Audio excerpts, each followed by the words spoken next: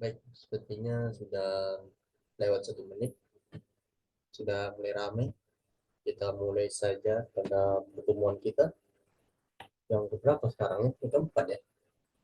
Ini yang keempat. Yang keempat ya, karena sudah minggu lalu itu kita bahas mode 3, tapi karena keterbatasan waktu, jadi saya bahas satu kegiatan belajar waktu itu. Nah, sebelum saya lanjut ke kegiatan belajar 2 pada mode 3, ada yang mau bertanya dulu? Ada seputar mode 3 ini?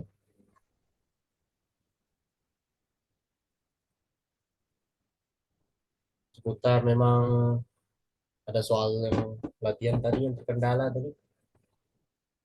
Saya screen dulu ya.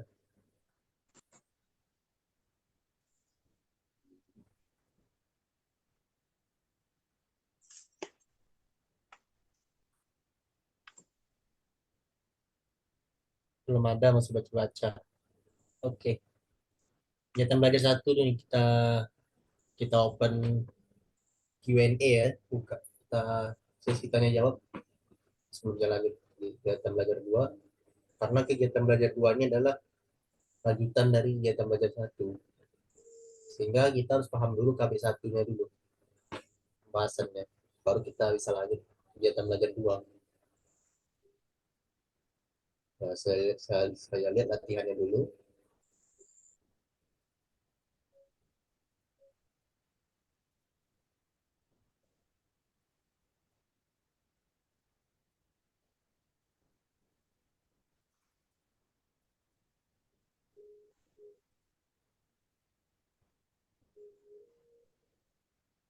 Nah, nih.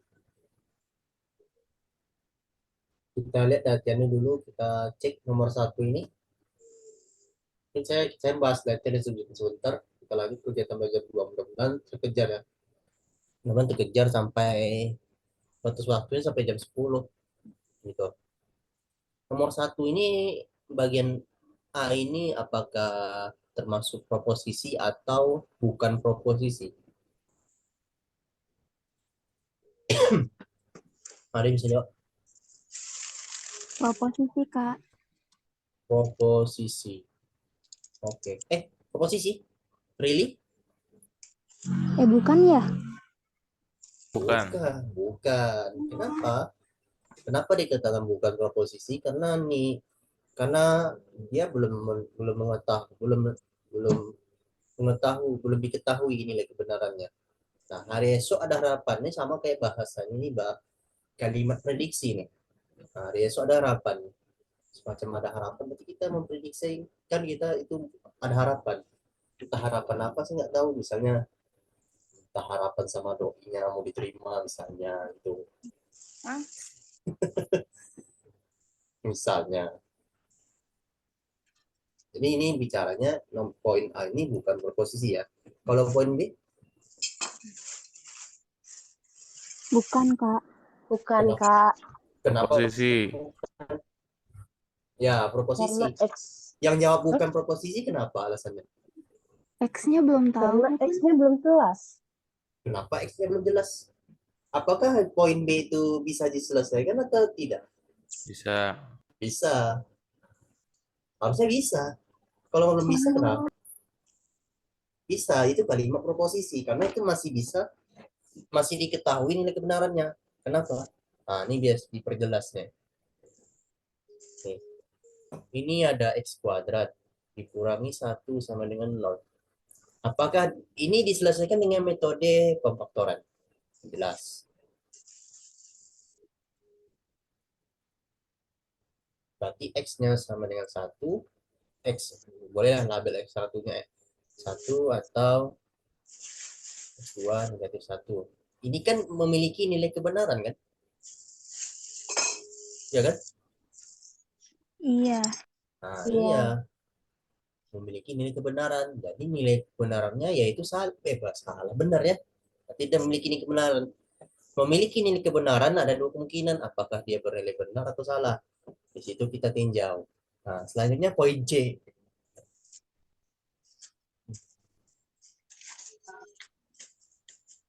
Nah, poin C apa? Proposisi itu bukan? Proposisi. Proposisi. Poin D? Bukan. Bukan. Kenapa bukan? Coba lihat kalimatnya. Adakah X yang memenuhi X kurang 1 kurang dari 2? Nah, kita sama aja kayak, ini kan kalimat tanya, tapi kita tidak mengetahui apakah dia yang memiliki nilai kebenaran atau tidak gitu. Jadi bukan proposisi. Yang Proposisi. ya, proposisi. Kan, ini jelas proposisi. Dia memiliki nilai kebenaran, yaitu bernilai salah. Selanjutnya nomor 2.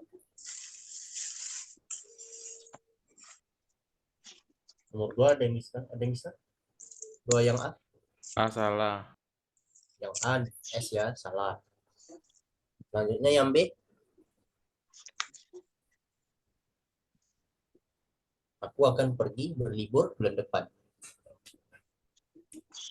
Benar. Yakin? Bener? Tapi masih akan ya. Iya, bahasanya kan rencana. Tapi kita nggak tahu nilai kebenarannya. Berarti kita nggak tahu ini, berarti ini bukan proposisi. Berarti tidak memiliki nilai kebenaran gitu. Oke. Berarti tidak memiliki nilai kebenaran. Berarti bukan proposisi. Aku akan pergi berlibur bulan depan. Tapi nggak tahu bulan depan tahu-tahu nggak jadi. Kalau yang C? Benar. Yang C benar. Termasuk proposisi ya. Kalau dia proposisi, berarti dia memiliki nilai kebenaran. Nah, kalau dia bukan proposisi, jelas tidak memiliki nilai kebenaran gitu. Yang D? Salah. Salah. Yang E? Benar. Benar. Nah, oke. 2 soal sudah kita kelarkan. Selanjutnya nomor 3, buktikan. Nah, ini dibuktikan bisa melalui tabel kebenaran, bisa dibuktikan dengan, ini ada 2 kemungkinan ya. Nomor 2 yang tadi, yang 2 yang B tadi ada 2 kemungkinan ternyata. Nah, nomor 3 ini untuk mengatasinya bisa melalui tabel kebenaran. Misalnya P. P itu, ya ini P. Ini P ya. P dengan P itu kita bikin benar sama salah. Kemudian negasi P, kebalikannya S sama B. Kalau negasi P lagi, negasikan P lagi, di seperti ini ya, ini kita tinjau, ini kita negasikan lagi, berarti menjadi benar, salah. Itu sama jelas. Maka disimpulkan bahwa dinegasikan lagi P, itu sama dengan P. Ini jelas. Kita tinjau dari nilai kebenarannya. Jelas ya? Selanjutnya nomor 4, proposisi 2 tambah 4 sama dengan 6. Kemudian proposisi 6 bilangan genap. Buat tabel nilai kebenaran. Misalkan kita P ini kita mau misalkan 2 tambah 4 sama 6 boleh P ya. Mau Q juga boleh, bebas.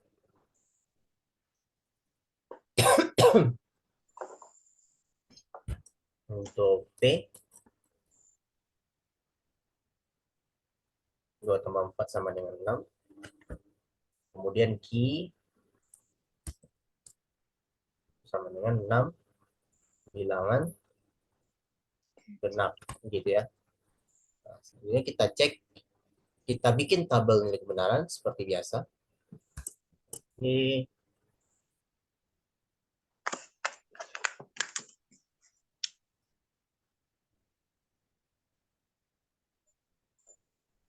jadi seperti ini.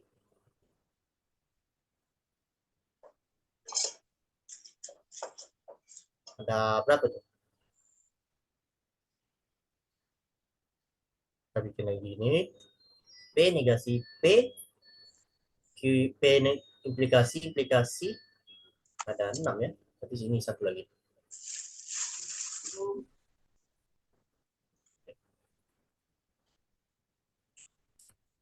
Sekarang ini P, Q, ada negasi 1, negasi P. Kemudian P maka Q maka P. Selanjutnya disimpulkan P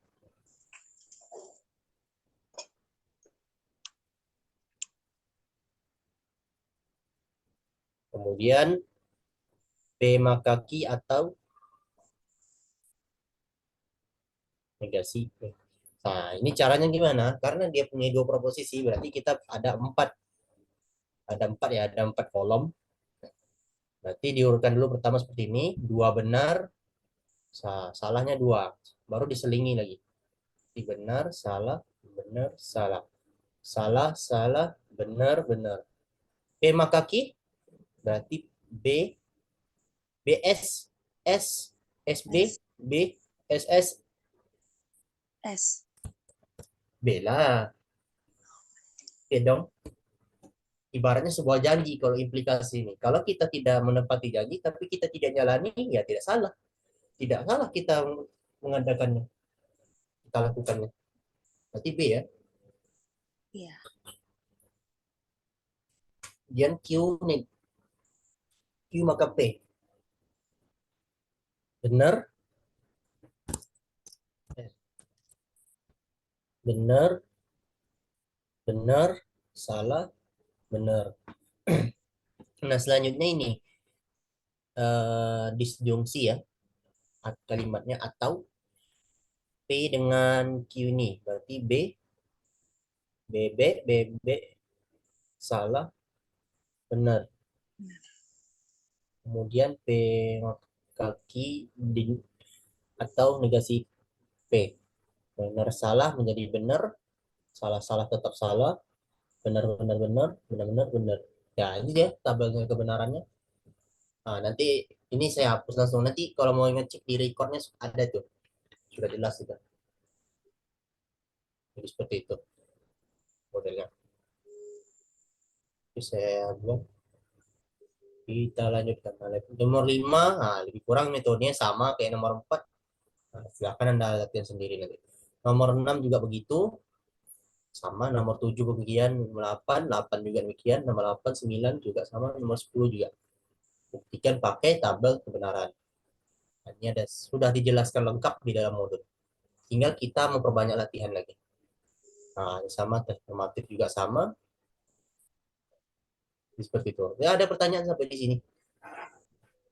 Ada? Pak, maaf, boleh bertanya? Ya, Kan kemarin saya ngerjain tes formatif 1. Nah, di nomor 10 itu nanyain ekuivalen kan.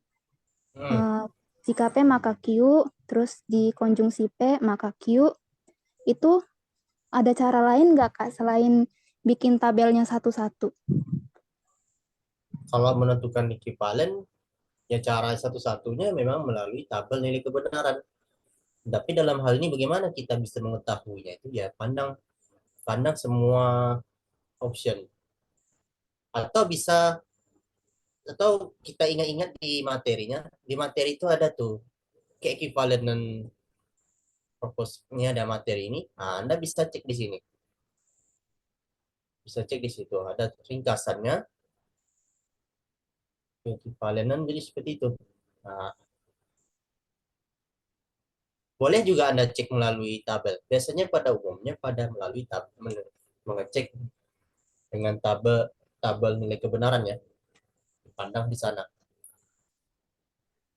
Berarti cuman pakai tabel doang, Pak ya? Berarti cuma bisa pakai tabel doang ya? Iya, Nentuinnya. cuma hanya satu-satunya yang digunakan langkahnya memang pakai itu. Karena pembahasan kita di sini adalah tentang logika.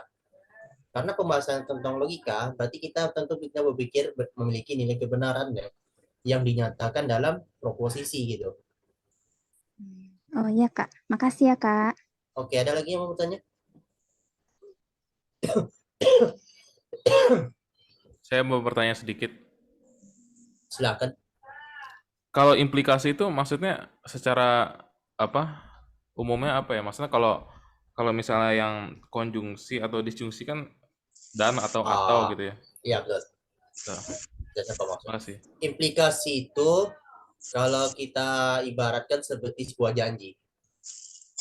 Misalnya, Anda punya janji mau kebetulan teman Anda nih apa nih ultah nih kan.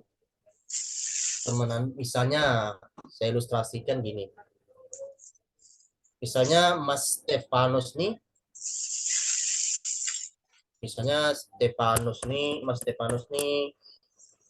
ultah misalnya. Tiba-tiba siapa ngasih si Mbak Salsya misalnya. Misalnya Mbak Salsya. Misalnya ya. Bisa beli kado gitu. Misalnya gitu. Kalau Mbak ini ngasih kado, kado mana ibaratnya? Kalau dia bukan ginilah. Ibarat sebuah prestasi lah jatuhnya. Sorry. Ibarat sebuah prestasi. Ibaratnya jika dia berjanji, bisa berjanji gini, kalau misalnya nilai ujianmu, misalnya nilai UASmu atau nilai kuliah lah misalnya. Misalnya kalau nilai Mas Step itu dapat nilai A, maka apa namanya? Maka traktir teman-temannya satu mahasiswa Indonesia misalnya traktir mahasiswa Indonesia, mahasiswa UTS Indonesia, misalnya gitu ya Mas ya. Siap. Se-Indonesia. Nah, berarti dalam hal ini, yang pertama, kalau dia pengandaian pertama, dia Mas dapat A. Kemudian dapat traktir gitu. Udah traktir. Berarti ya Mas sudah menepati janji. Ya kan? Iya. Berarti sudah benar nilai. Tapi sudah dilabelin dengan benar. Yang kedua, Mas dapat nilai A, tapi nggak traktir. Nah, Mas nggak traktir. Berarti sudah kategori apa itu? Salah. Salah. Ingkar janji. Iya, karena sudah menjanji kalau saya dapat A nanti saya traktir itu temannya. Ternyata nggak ditraktir dong. Ya salah dong. Nah itu yang ingkar janji namanya. Kemudian kalau Mas misalnya ternyata Mas dapat amin misalnya. Ternyata dapat amin. Tapi Mas tetap traktir. Ya tidak menjadi permasalahan. Nah, tidak jadi masalah. Tidak ada kesalahannya di sana. Karena kan yang diandaikannya itu kalau Mas dapat A, berarti Mas mentraktir mahasiswa seluruh Indonesia. Nah, sedangkan Mas dapat nilai amin, tapi tetap jalanin gitu, nggak masalah. Itu tidak menjadi permasalahan, maka nilai benar. Kemudian yang keempat, Mas masih dapat nilai amin, tapi Mas nggak, karena dia dapat amin ya, ternyata hasilnya dapat amin, tapi nggak jadi traktir, nggak jadi traktir gitu. Tapi berarti dia tidak Masalah. ada salahnya, nggak masalah, berarti benar. Oh iya. Itu maksudnya. Kalau implikasi, kalau dua-duanya berarti gimana? Kalau Di implikasi itu ada dua kalimat yang bisa dibalikkan. Contoh seperti ini. Bisa hapus. Contoh yang lebih sederhananya tentang bilangan genap. Misalnya 5 adalah bilangan ganjil. Bilangan ganjil ya. Ini proposisi satunya. Proposisi 2-nya kebalik. Berarti jangan 5 lah, 6 lah. Yang mudah dibahasanya.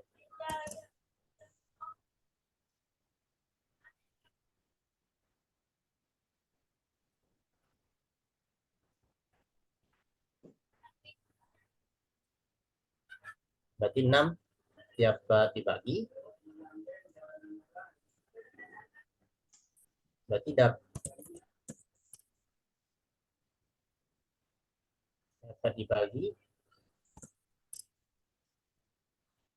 dapat dibagi 2 gitu kan. Nah, pertama andailah kalau dia 6-nya bilangan genap, 6-nya genap, maka duanya dapat dibagi 2 ya. Ya. Dibagi 2 ya.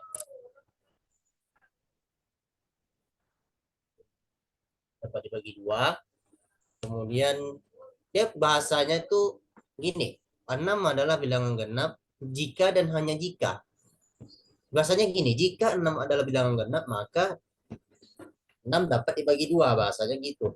Kalau disimpulkan dalam suatu kalimat, bahasanya jadi 6 adalah bilangan genap jika dan hanya jika dapat dibagi 2. Kalau misalnya 6 mau membalikkan, 6-nya genap berarti dapat dibagi 2. Itu kan masih benar nilai ya. Nah, kemudian tapi di sini 6 dikatakan bukan bilangan genap, melainkan disebut bilangan ganjil, tapi dia dapat dibagi 2. Nah, itu kan dia menilai salah dengan menilai benar. Jika dan hanya jikanya tidak berlaku, jadi menilai salah. Kemudian masalah kebalik di sekarang kita balikkan lagi. Sekarang coba itu yang kedua tadi, pertama bilangan genap, tapi disebutnya tidak dibagi 2. Itu kan tetap salah, tidak berlaku kita menggunakan implikasi. Berlaku juga, tapi nilainya salah. 6-nya bilangan genap, tapi tidak dapat dibagi 2 disebutnya. Jika 6 adalah bilangan genap, maka tidak dapat bagi 2. Itu jelas menilai salah. Padahal kalimat pertamanya benar, kalimat keduanya salah. Berarti disimpulkan salah gitu. Nah, gabungan dari dua kata, dua proposisi ya dalam bentuk implikasi. Nah, kemudian yang ketiga disebutnya 6 bukan bilangan genap. Nah, jika 6 bukan bilangan genap maka dapat dibagi 2. Itu benar atau salah itu? Salah. Salah. Nah, makanya disebut, makanya itu dikatakan salah. Tapi dibilang ini lagi yang terakhir. 6 bukan bilangan genap. Jika 6 bukan bilangan genap maka tidak dapat dibagi 2. Itu bernilai benar atau salah proposisinya? Benar. Ya. Benar. Nah, makanya di situ dikatakan diimplikasi. Modelnya kayak itu. Modelnya model proposisi yang dalam bentuk implikasi. Tapi kalau diringkas dalam bentuk biimplikasi, jika dan hanya jika gitu. Jika maka nanti dirubah jadi jika dan hanya jika. Biimplikasinya. Jadi tabel kebenarannya bernilai BSS SB ini 4 macam nih. Kalau dalam 2 proposisi ya. Dia kalau 2 proposisi pada umumnya. Paham ya? Oke. Ada lagi mau tanya?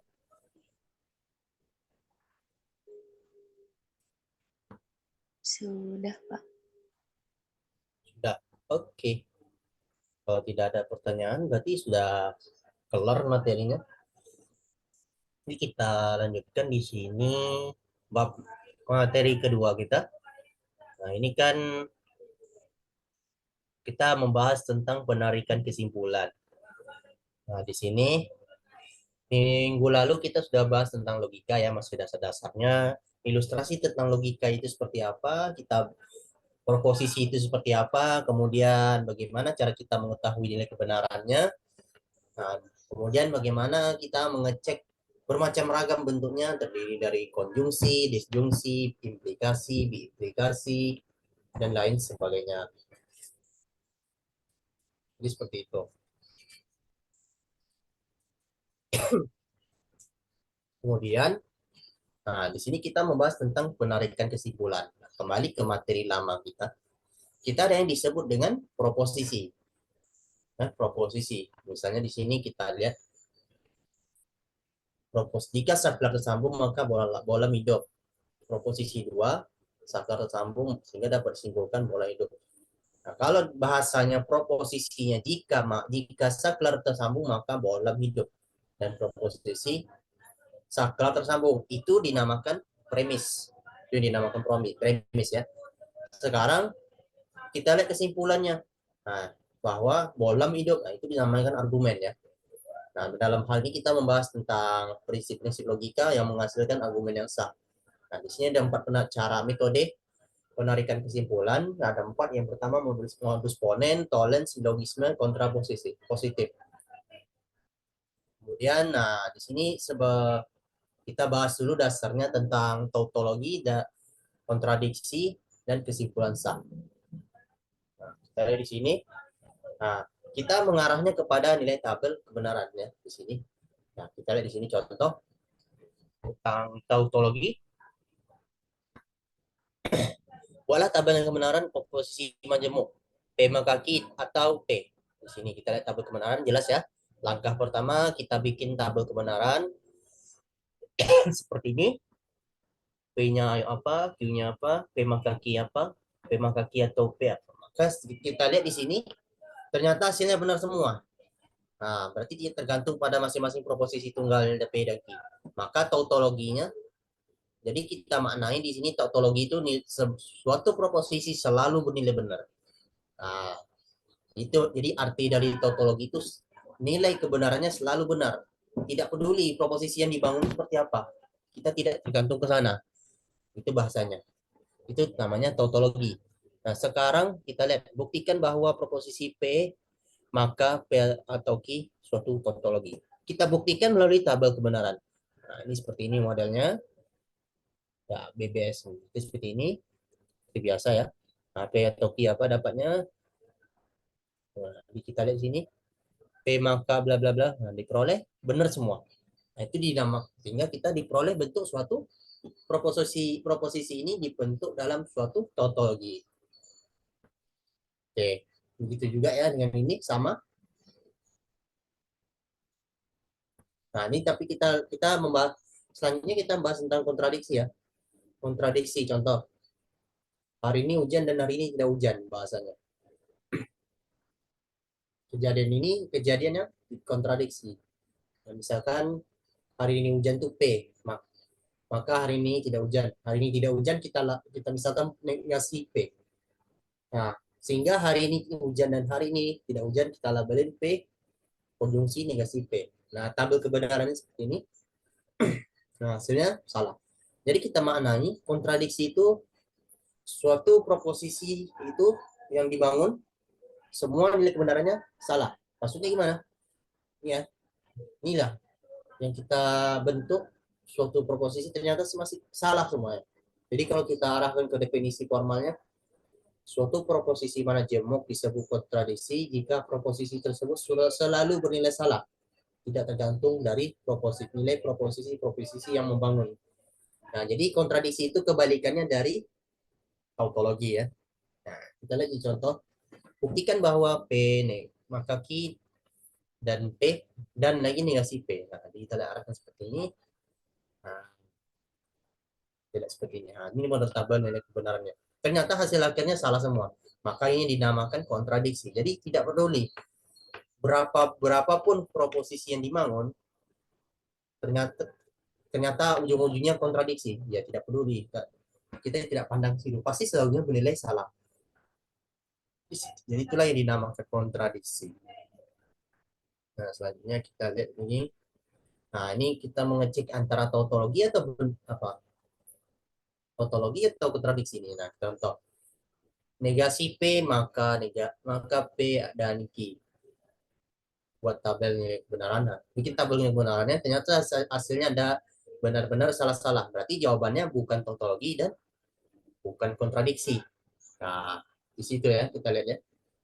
Kenapa dikatakan bukan tautologi? Karena di tabel hasil akhir nilai kebenarannya masih ada unsur bernilai salah pada baris 3 dan 4. Kemudian kenapa dikatakan bukan kontradiksi? Karena masih ada bernilai benar pada baris 1 dan 2. Nah, jadi itulah caranya tentang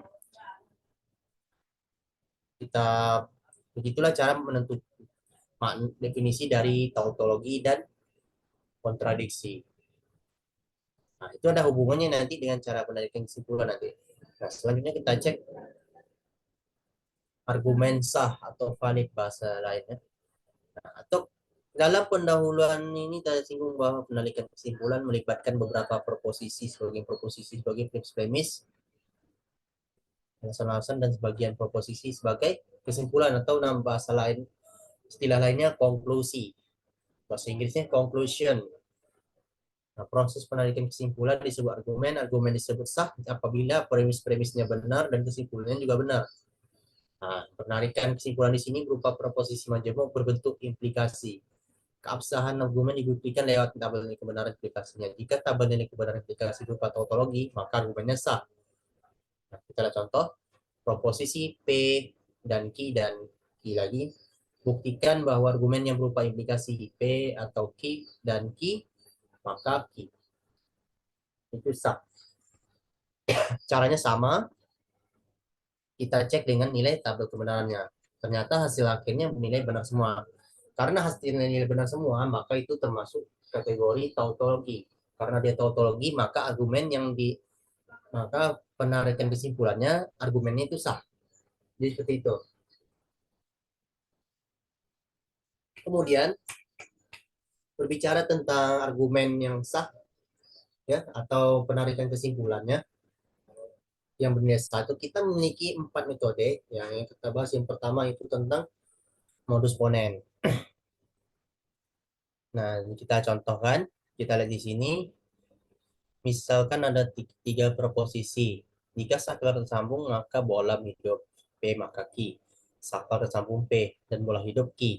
Argumennya, jika saklar tersambung, maka bola hidup dan saklar tersambung, maka bola hidup. Dapat disimbolkan dengan P maka Q dan P maka Q yang berupa implikasi. Argumen P maka Q-nya bernilai benar, P-nya benar, maka kesimpulan Q juga benar. Itu dinamakan modus ponen. Nah, untuk pembuktiannya kita lihat di sini dengan tabel nilai kebenaran yang berupa tautologi. Nah, ini lebih kurang seperti ini. Tapi lebih kurang seperti ini. Kalau dia benar-benar semua, berarti dia bisa argumen modus ponennya sah. Nah, jadi bisa kita bikin seperti ini ya. Nah, ini ya argumennya. Model argumennya pada umumnya kita bikin seperti ini. P maka Q, P hasil kesimpulannya Q. Tanpa memandang ke sini ya. Karena sudah jelas nilai benar, sudah jelas, maka kita bisa menarik kesimpulannya melalui modus ponen tanpa memandang nilai kebenaran. Nah, contoh, jika gaji naik, maka harga jual naik. Maka kemudian premis kedua, itu premis satu tadi ya, premis kedua gaji naik. Maka disimpulkan bahwa harga-harga juga naik. Maksudnya gitu. Yang B juga gitu, jika 3 kurang dari 4, maka 9 kurang dari 16. Kemudian itu premis 1. Premis 2, 3 kurang dari 4. Disimpulkan bahwa 9 kurang dari 16. Dan seterusnya. Jika hari cerah, maka saya tidak membawa payung. Itu premis 1, premis 2, hari cerah. Disimpulkan bahwa saya tidak membawa payung.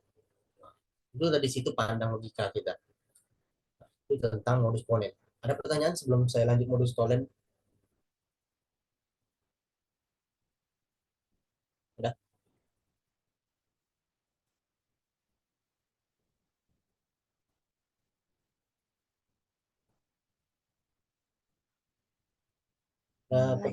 aja. Hah? Lanjut aja Pak, nggak apa-apa. Oh, oke, sip. Kita lanjutkan. Modus tolen. Misalkan masih sama ya topiknya.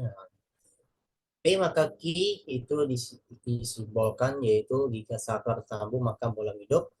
Itu posisi pertama. Proposisi kedua, bola tidak hidup, maka disimpulkan saklar tidak tersambung. Itu negasi P. Nah, kita lihat di sini argumennya itu tuh kita simbolkan semua menjadi P maka Q dan negasi P maka negasi P itu berupa implikasi. Argumen P maka Q benar dan Q negasi Q benar, memberikan kesimpulan negasi P. Itu disebut modus tolen. Hasilnya pasti berupa tautologi. Nah, ini pembuktiannya sudah sangat jelas, benar semua. Nah, dalam hal ini kita argumen yang kita tulis seperti ini. P maka Q itu premis 1, negasi Q itu premis 2, kita simpulkan itu negasi P.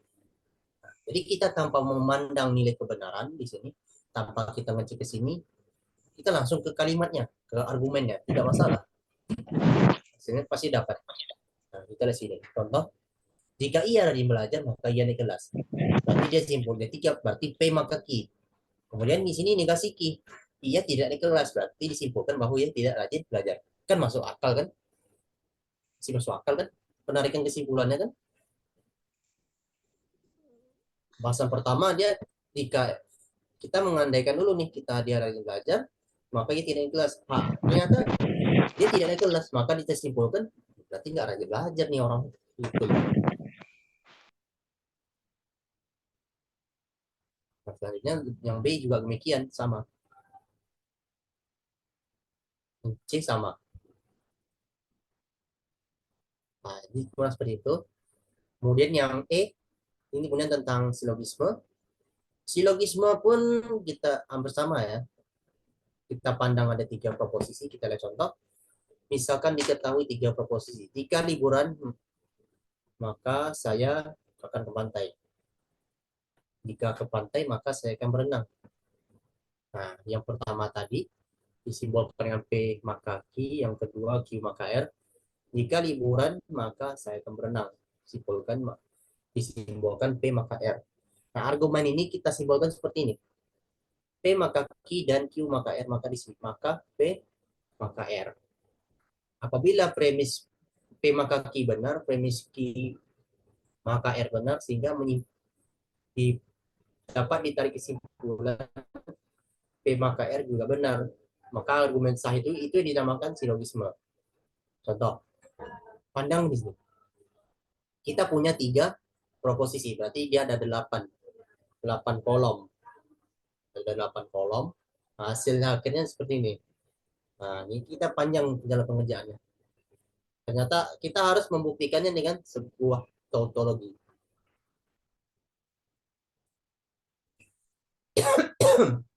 Nah, jadi seperti itu. Nah, kalau sudah diperoleh benar semua dan merupakan sebuah tautologi, maka dikatakan sah dengan argumen yang demikian.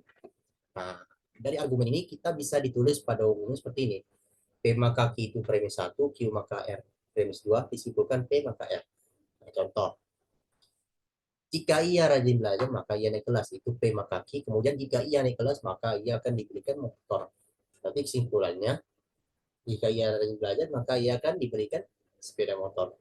Jadi ada sebuah 3 proposisi yang digabung disimpulkan jadi seperti ini. Kemudian juga, jika hari hujan, maka saya tidak keluar rumah. Jelas bernilai benar. Jika saya tidak keluar rumah, maka saya tidak dapat uang. Disimpulkan jika hari hujan, maka saya tidak dapat uang. Yang benar kan? Semua bernilai benar gitu. Ini bahasanya kan di sini berupa implikasi. Jadi kan benar di sana benar benar gitu. Nah, jika ia sakit, maka ia pergi ke dokter. Jika ia pergi ke dokter, maka ia diberi obat. Disimpulkan jika ia sakit, maka dia diberi obat. Seperti itu ya. Kemudian selanjutnya tentang kontra positif. Misalkan diketahui 2 proposisi, jika saya sakit, maka saya pergi ke dokter.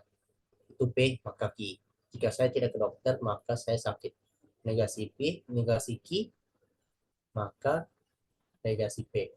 Argumen tersebut disimbolkan sebagai ini. P maka Q, maka negasi P, negasi Q, negasi. Negasi Q, maka negasi P.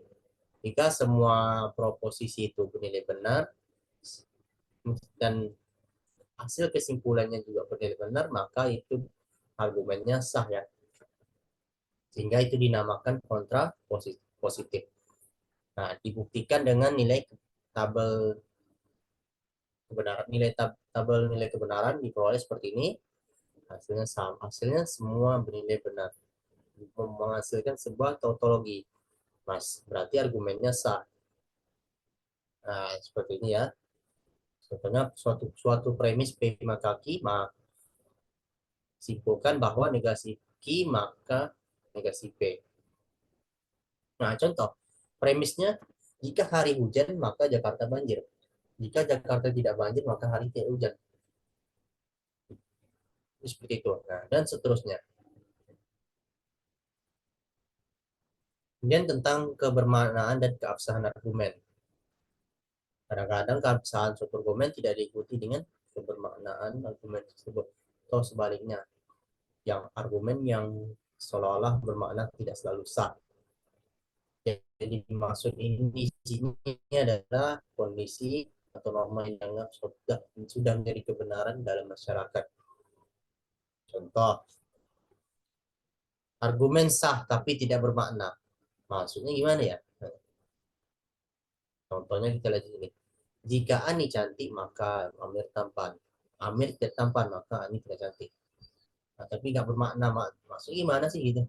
Untuk kita bingung maknanya.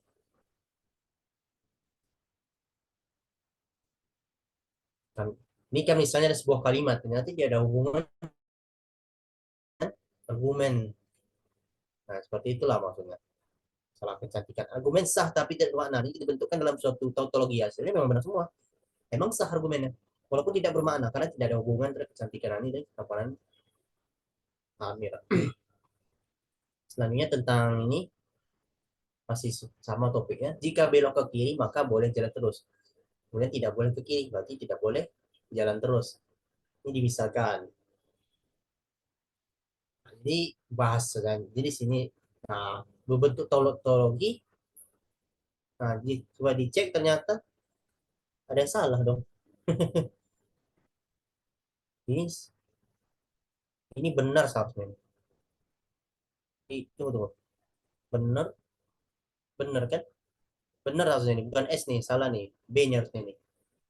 Harusnya kan argumen ini. Tunggu. Tunggu. Kita cek ya.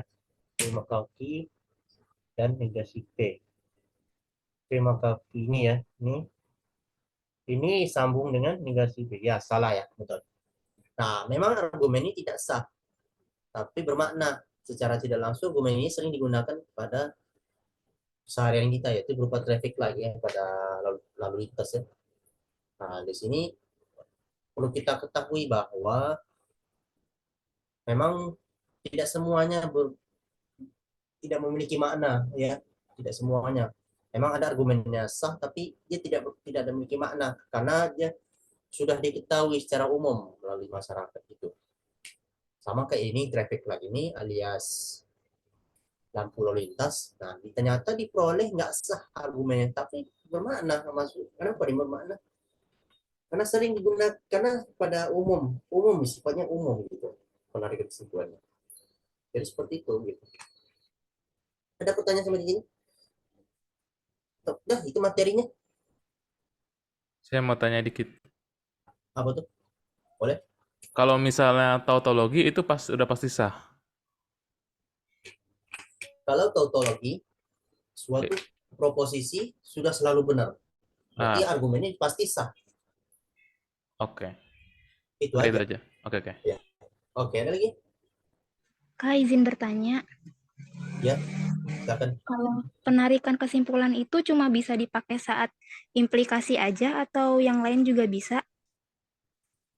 Ada implikasi atau lain. Pada umumnya kita memang pakai penggunaan implikasi ya. Karena masalah penarikan kesimpulan ya. Jadi sudah jelaskan bahwa itu penarikan kesimpulan pada umumnya berbentuk berupa implikasi. Makanya kebanyakan di sini dengan 4 metode tadi, kebanyakan pakai Implikasi. implikasi. Gitu ya. Nah, modus ponen tadi ada yang berkaitan dengan implikasi. Nah, ini pakai implikasi. Ini maksudnya gimana? Ini kita jelaskan. Kenapa di sini tiba-tiba implikasi gini? Ini ada dua proposisi gitu.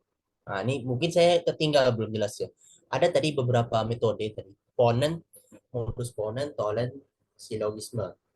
Nah, di sini kita lihat kenapa di sini langsung harus implikasi ya penggunaannya. Sebab gini, dia dua proposisi. Dia dua proposisi, dua premis. Ini premis satu, ini premis dua. Yang di sebelah kanan itu adalah konklusinya, itu. Itu maksudnya. Itu maksudnya ya. Makanya pada umumnya digunakan implikasi. Nah, jadi kalau menemukan simbol seperti ini, itu pakai implikasi. Juga dengan yang penarikan kesimpulan pakai aplikasi umumnya ya. Ya, jelas Kak. Makasih ya Kak. Oke, ada lagi yang mau tanya?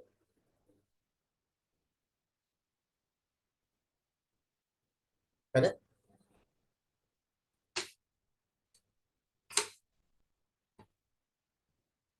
Ada lagi yang mau bertanya?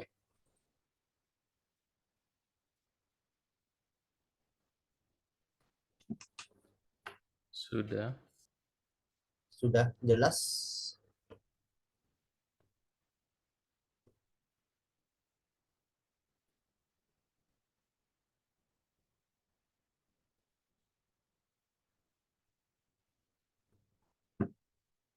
Sudah jelas ya bahwa modul 3. Ntar saya cek dulu mau modul 4-nya apa isinya.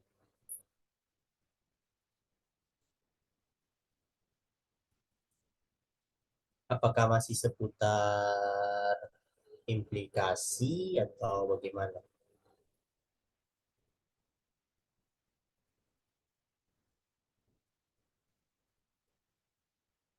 Sistem bilangan real ya. Berarti sudah lewat dari pembahasan logika. Saya lihat sebentar. Nah, ini pembahasannya analisis ya. Oh, ini sudah apa ini? Sudah beda lagi nih. Modul 4 ini sudah beda lagi materinya, bukan tentang logika lagi. Berarti sudah kupas tuntas di modul 3. Mungkin ini minggu depan lah saya bahas ini. Modul 4 nih. Nah, ya kan. Bahasanya ini materi aljabar nih kebanyakan. Nah, ini dasar-dasarnya materi yang kita pelajari sudah pernah kita pelajari sebelumnya di SMA nih. Cuman ada tambahan sedikit yang di kuliahnya ada. Itu modul 4, modul 5.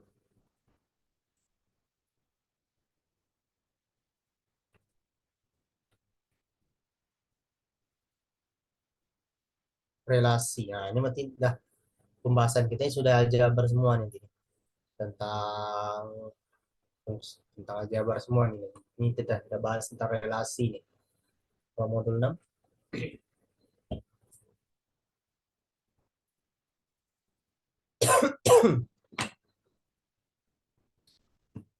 sama fungsi ya. Modul 7 ini kita berapa? Tak lama lagi puasa kita. Minggu depan sudah bulan baru, bulan Maret, tanggal 4. Nah, beberapa sifat fungsi ini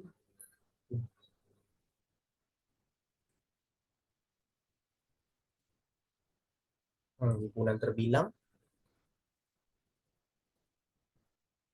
Ini nanti kita bahas nanti.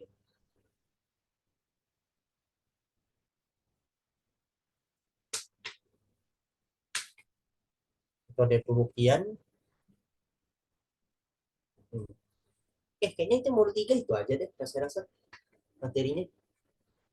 Kita kan kemarin mau bahas satu modul, tapi ternyata tidak cukup waktunya. Karena bahasannya lumayan panjang di kegiatan belajar satu.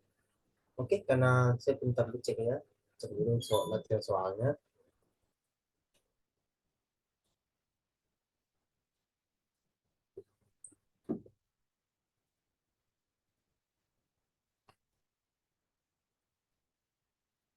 Kita cek latihan soalnya.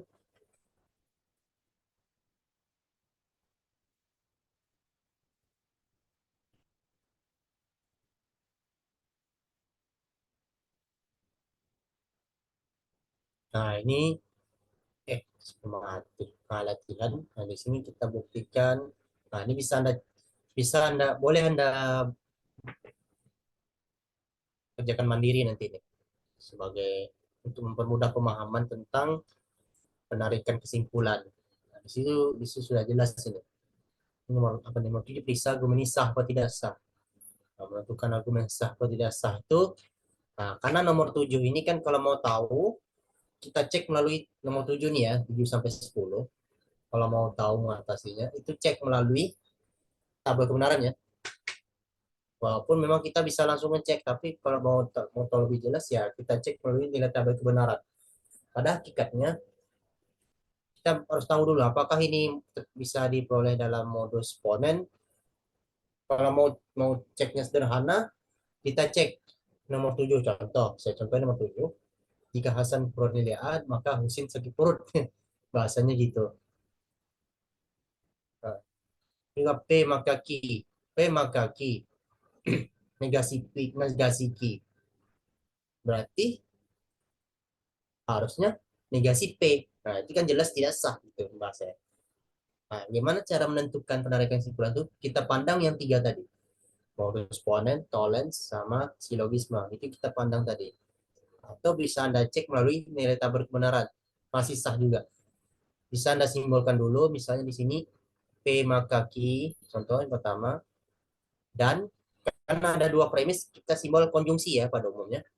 Dan negasi Q. Maka Anda mau nulis ini, maka karena dia boleh Anda tulis P, boleh. Bebas Anda misalnya. Baru Anda cek melalui tabel nilai kebenaran. Ya, jadi itu ya, nomor 7 sampai 10 itu. Untuk mencari keberlanjutan penyelesaiannya.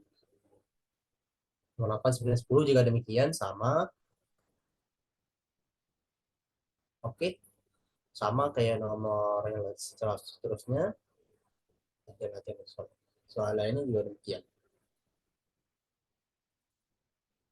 Oke, ada pertanyaan sampai di sini. Sebelum saya tutup pertemuan kita. Sejauh ini aman, Kak. Alhamdulillah. Nanti sudah pro nih. Amin. Oh, amin. Mbak Sopi Kairon dari mana? Kairon. Di Tangerang, Kak. Tangerang. Apa? Prodi apa? Matematika. Sama. Iya, Kok saya ada ya di grup? ada, Apa Kak. saya nggak tahu? Kontak aja saya. Saya nggak tahu nih. Banyak Iya. banget nomornya. Tahu apa, kontak aja. Tes aja sekarang boleh. Masih semester 1, Kak. Hah? Iya, masih semester 1. Iya, tidak masalah. Ini mahasiswa semester 1 nih. Ada dari SI, ada yang dari matematika. Ini dari ST semua ini. Nggak masalah. Saya matematika juga.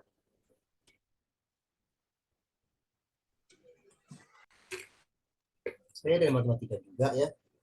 Di sini ada yang SI. Selain dari Mas Stefanus SI itu.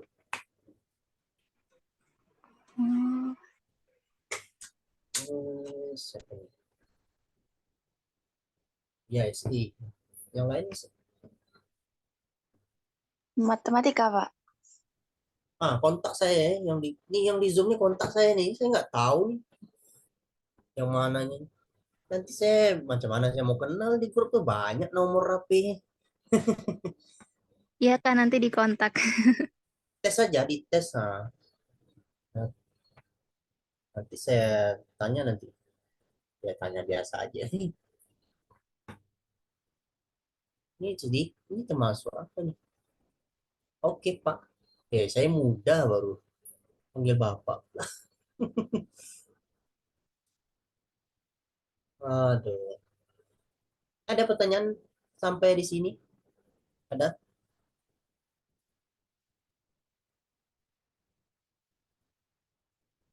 Ada pertanyaan? Shopee premiumisme. Aduh, kaya nih. Kayaknya. Ya, kayaknya kaya nih.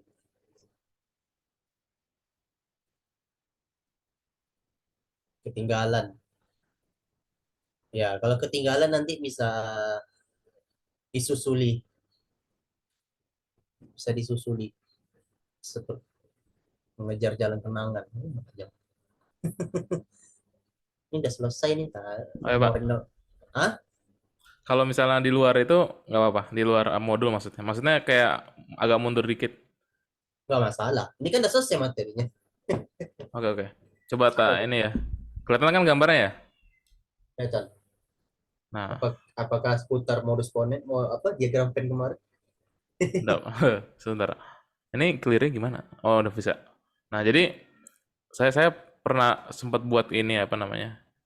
Apa kayak diagram Venn ya, tapi untuk bisa tahu gitu diagram apa itu bilangan kompleks real apa gimana gitu.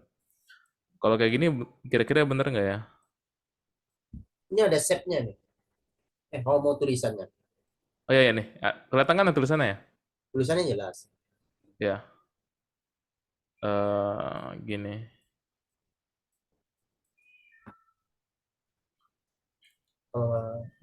Ini macam gini kalau nggak salah saya. Oh ya, Bentar. Ini warnanya warna pink pula nggak nampak ya. Warna apa ya? Dia ada urutannya tuh.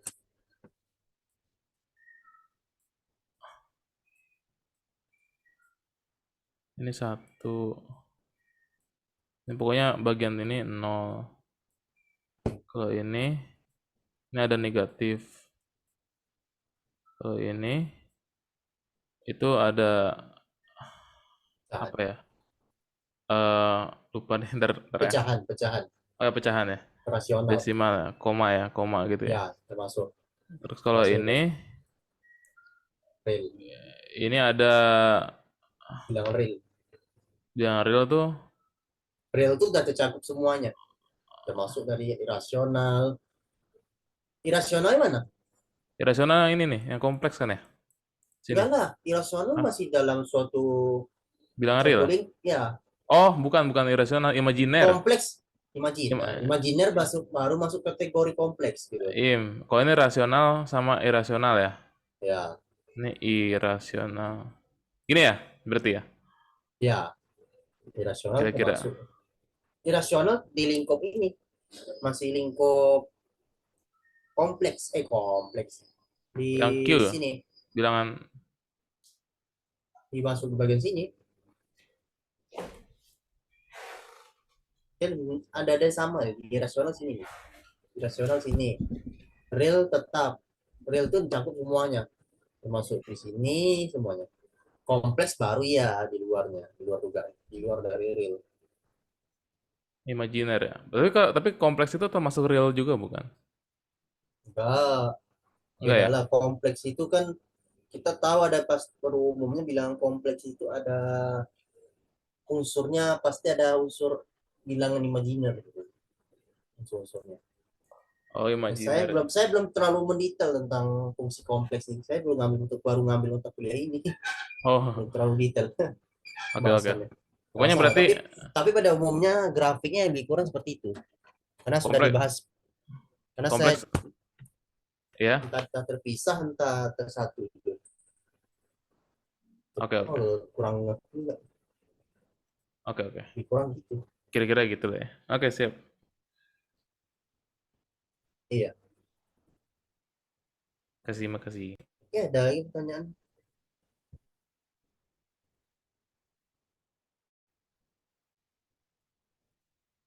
Ada lagi pertanyaan yang lain? Ini santai aja lah. Ini forum kita sama kita kok. Ada?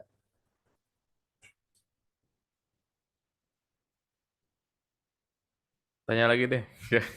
Biar nggak sepi. Nggak masalah. Kalau misalnya di apa BMP materi 1 ini bakal kepake semua kalau misalnya kalkulus gitu ya. Mau mempelajari kalkulus maksudnya. Modul 1. Bukan, modul BMP seluruhnya sampai modul 9. Itu bakal kepake banget ya buat kalkulus dan Kalkulus modul 3 ini nggak ada di kalkulus ini. Tapi kalau memang kalau matkul pengantar matematika ini dia kepake di kalkulus. Kepake. Kalkulus 1 kan? Iya, 1. Ya, kalkulus 1 kepake deh semuanya. Tapi mending selesaiin dulu sampai 9 modulnya yang pengantar matematika atau coba disambil sama kalkulus. Sambilan aja. Sambil. Boleh sambilan juga nggak masalah karena itu pengenalannya gitu. Kalau kalkulus itu kan lebih luas lagi. Di sini dasar-dasarnya pengantar matematika ini dasar-dasarnya di situ semua. Oh, berarti sambil mulai nggak apa-apa ya? Ya sambil mulai nggak masalah. Saya di sini saya ini mengajukan konversi nih mata kuliah ini. tempat lama saya logika himpunan namanya kebetulan. Di situ saya sudah disentuh juga sama kalkulus di sana dulu kalkulus di situ. Oh. Di kalkulus disentuhnya di situ. Kalkulus disentuh di logika dan himpunan ya beda semester gitu. Nggak menjadi permasalahan di situ.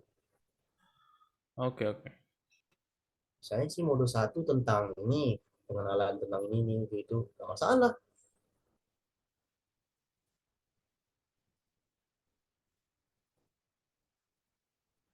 Menjadi permasalahan.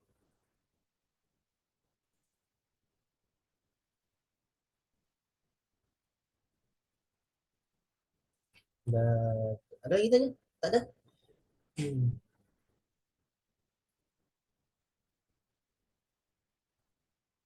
Nah, ini kan himpunan kan dasar-dasarnya nih. Nah, ini lebih kurang dekat-dekat kalkulus juga. Ini kan apa nih komplit nih, pakai komplit nih apanya isinya. Ini tentang relasi, fungsi, tentang pembuktian, pembuktian itu bisa dalam ini macam-macam. Ada yang mau bertanya sebelum saya tutup?